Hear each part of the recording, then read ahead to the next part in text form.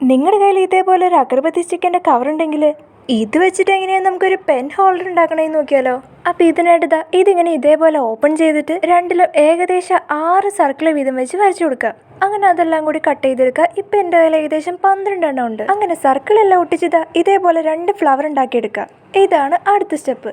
അടുത്തതായിട്ട് ഇതേപോലെ 5 കാർഡ്ബോർഡ് പീസസും കൂടി എടുക്കുക. അപ്പോൾ ഇതെന്തിനാന്ന് വെച്ചാൽ ഇതിനു വേണ്ടി. അപ്പം ഇനി അടുത്തതായിട്ട് നമ്മുടെ കുഞ്ഞു ബോക്സ് ഇതേപോലെ ഒരു വൈറ്റ് പേപ്പർ എടുത്തിട്ട് അതിനകത്ത് ഇങ്ങനെ ചുറ്റി കൊടുക്കുക.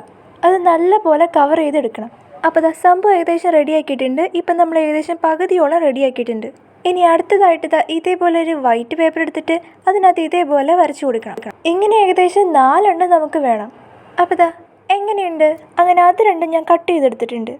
ഇതിനകത്ത് ഇപ്പോൾ 2 എണ്ണേ ഉള്ളൂ. പക്ഷെ ഞാൻ ഉണ്ടാക്കി വന്നപ്പോഴാണ് എനിക്ക് കുറച്ചുകൂടി കാര്യങ്ങൾ മനസ്സിലായത്. അതായത് 4 എണ്ണം ഉണ്ടെങ്കിൽ കുറച്ചുകൂടി ബെറ്റർ ആയിരിക്കും. കാരണം അതിൻ്റെ 2 സൈഡ് കൂടി ഒട്ടിച്ചു കൊടുത്താലാണ് അതിന് കുറച്ചുകൂടി ഒരു ഭംഗി ഉണ്ടാവുക. ശരി, അങ്ങനെ നമ്മുടെ 2 ഫ്ലവർ ഇതേപോലെ നമ്മുടെ കുഞ്ഞു ബോക്സിലേക്ക് അറ്റാച്ച് ചെയ്തെടുക്കുക, അല്ലെങ്കിൽ ഒട്ടിച്ചു കൊടുക്കുക. ഇനി അടുത്തായിട്ട് നിങ്ങൾക്ക് ഇഷ്ടമുള്ള കളർ വെച്ചിട്ട് പെയിന്റ് അടിച്ചു കൊടുക്കുക. ഞാനിവിടെ ഏതായാലും പിങ്ക് കളർ അടിച്ചു കൊടുക്കാന്ന് വിചാരിച്ചു. അതിനിടയിൽ ഞാൻ നമ്മുടെ ബോക്സിന്റെ ഉള്ളിൽ കൂടി പേപ്പർ വെച്ച് ഒട്ടിച്ചു കൊടുത്തിട്ടുണ്ട്.